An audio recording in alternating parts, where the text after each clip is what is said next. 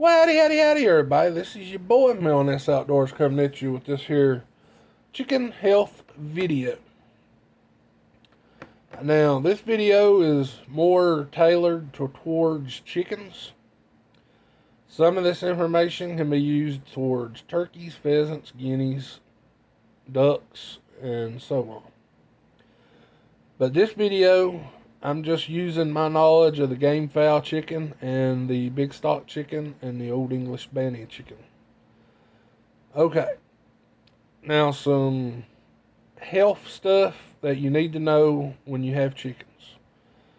During the summertime, as quick as it warms up, I like to take a mixture of perethrum, I think it's called.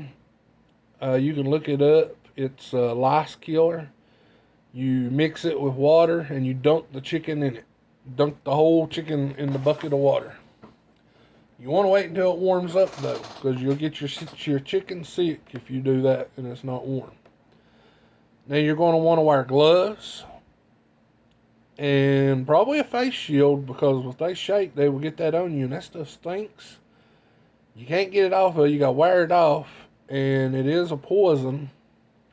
It'll kill every lice, whatever you want to call it, on your chicken. And then you're going to want to do that right as it warms up during the spring.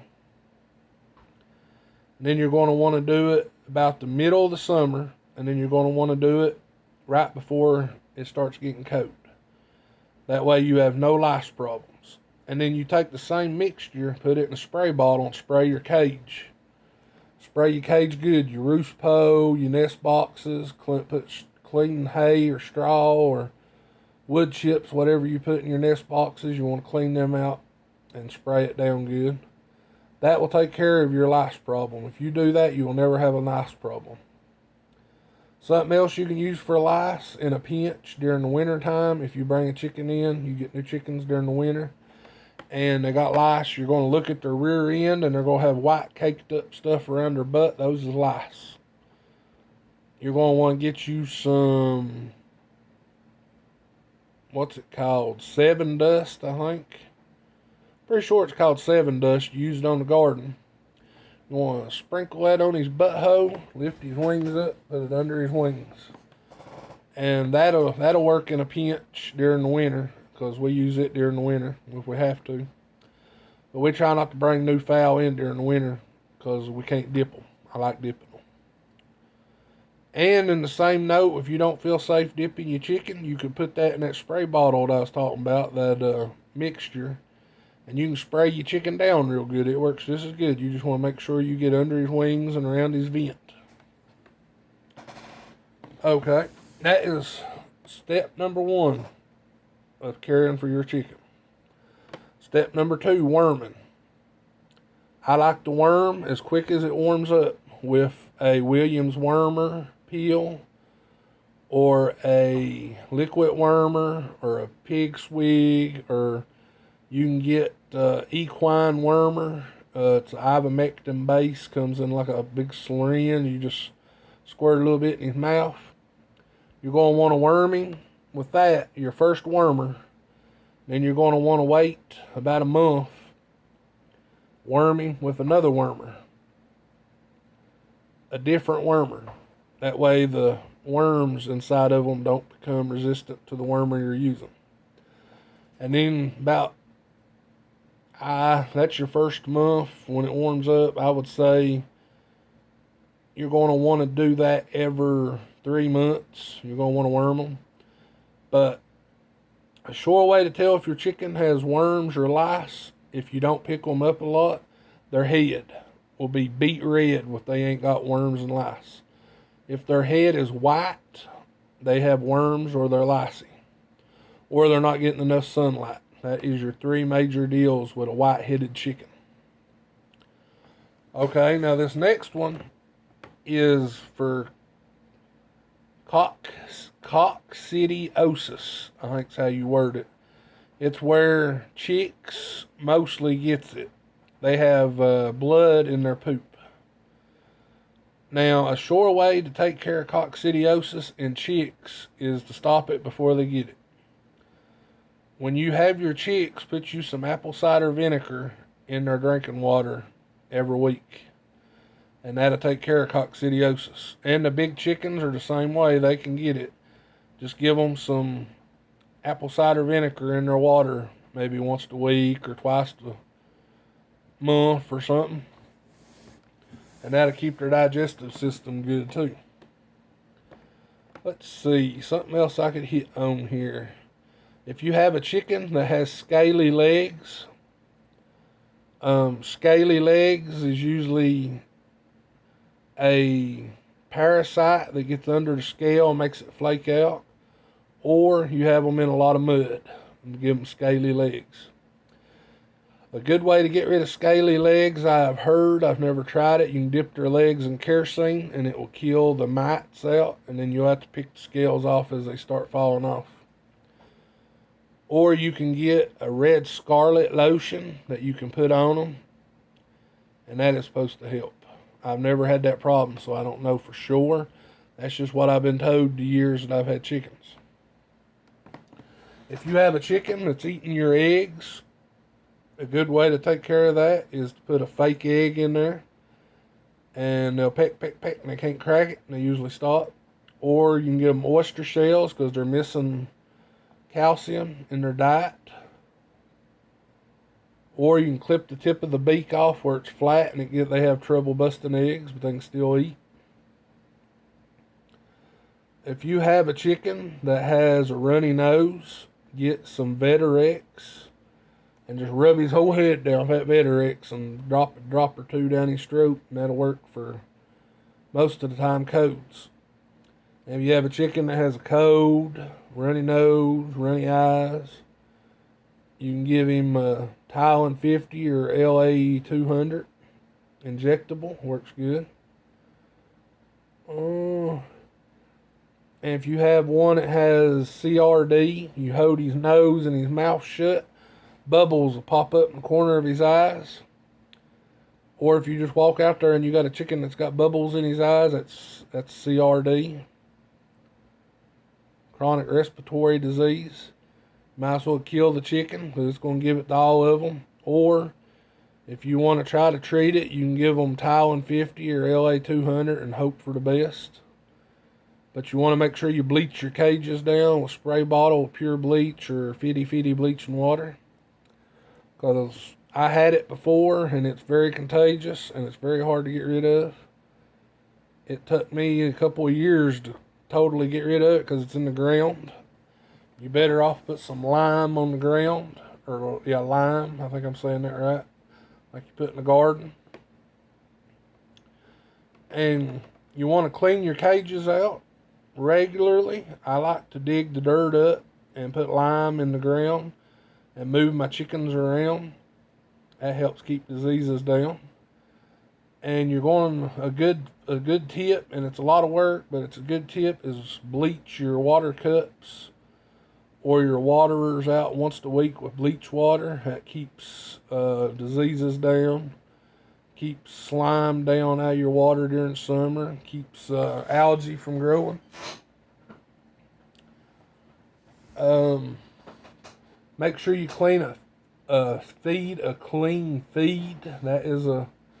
That's a big deal. The cleaner your feed, the healthier your birds will be. I like to try to feed my birds at the same time if I can and water them at the same time every day. That helps get them in rotation. I like to feed a high protein feed. Like my game chickens, I feed anywhere from a 12 to a 18% scratch feed. I mix a lot of my own feeds. I need to do a video on that. Let's see. During the summertime, a really good thing to do for your chickens is soak some oats in water for about 2 days. Just regular old feed oats, and feed them during the summer. A little bit of that helps hold moisture in their body. You can give chickens bananas and scrap watermelon shoals and cantaloupe shoals, skins, whatever you want to call them. Cut up apples, peaches, pears, just whatever kind of fruit you want to feed them. They really enjoy that, and it gives them a lot of nutrition. If you have a chicken that's sluggish and not eating real well, he could be wormy. That's another sign of worminess. They don't eat much. And something you can do for that, if they're not eating much and they're not wormy, you can give them some B12, B15. Give them a little energy like a human, because, I mean, chickens are like humans. They get down sometimes. A good thing to do if you got game chickens in like a 4x4 cage, they will go stale on you if you leave them in that one cage and don't never switch them out. It'd be like being near you one in an 8x8 jail cell. It would get old. That's why you need to switch your chickens from cage to cage, or fly pen, or brood cage, whatever you want to call them. I call them brood cages because we don't fight chickens. We don't want to do nothing illegal. So, I mean, that's one thing you need to do if you have game chickens. Make sure you know the laws. If you can have them on tie cords or fly pens.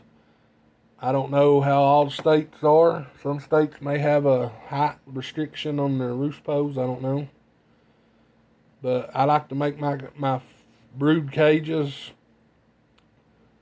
I like them to be 6 foot tall, 4 foot wide, and 8 foot long. But I'm a big person, because I want to be able to walk in my brood cage and pick my chickens up. And I put my roost pole about belly button high. That way they ain't got to fly too high, but they're high enough to where rats and stuff can't get to them. Weasel, mink. Let's see here. What else should I touch on? I'm sure there's a lot of stuff. Feed your chickens a piece of bread maybe once a week as a treat. They'll appreciate that. And if your chickens are laying, you can give them laying pellets, and sometimes that helps because it's got calcium and stuff in it. I generally don't feed laying pellets because game chickens generally lay twice a season, and they do it on their own. But big stock's a different story. Let's see here. I'm just trying to touch on stuff. I had a list wrote down. I can't find it. Fowl pox. I don't know nothing about. Never had no dealing with fowl pox. I don't know nothing about Marek's disease. I've never had nothing to do with that. When your chickens are molting, don't handle them because they're sore, because of all the pin feathers. It's like us being sunburnt, I guess you could say. When they're molting, they got them pin feathers full of blood. My blue-gray stag I got out there now, he's a molting. He's sad looking. He's about naked. And when they're molting, you need to feed them a good high-protein feed. Make sure they got plenty of water to help them grow new feathers. A good rule of thumb, if you have game chickens, if you have one rooster and one hen, a 4x4 cage is generally enough for 2 chickens. But if you're going to have a trio of chickens in a cage, I would rather go with a 4 foot wide by 6 to 8 foot long by 6 foot tall cage. That way I can walk in it. More chickens, more room you need. Good rule of thumb.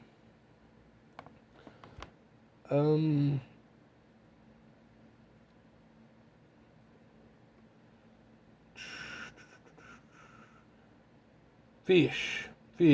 Forgot to tip on this.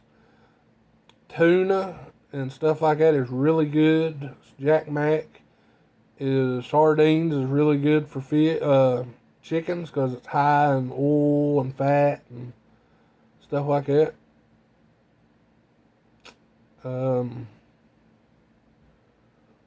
You could mix cod liver oil or wheat germ oil or fish oil or red cell, which is for horses. You can mix that in with your feed. I generally take a 10-quart bucket and I'll put 2-3 caps full of that in one or the other in there. And that gives your chickens a lot of oil and fat and protein and vitamins to help them grow healthy feathers and stuff. And when you first get your chicks, day-old chicks, take and mix you some warm water. One of the quart water jars, mix about a spoonful to 2 spoonsful of sugar in with that. That'll give your day-old chicks a boost, and you'll be surprised at how well they do. You want, if you got any eggs you don't want, you could boil eggs and chop them up, feed it to chicks. That really helps chicks get going, and big chickens. We always keep some old scrap bread around, like I was saying, to give them for a treat. That's about going to cover this video for chicken care for right now. I'll try to figure out what else I've left out and do another video, because this one's already 17 minutes long. But if y'all watched this far, thank y'all for watching. God bless y'all. Thanks to all new subscribers. We love each and every one of y'all. You all have a great day.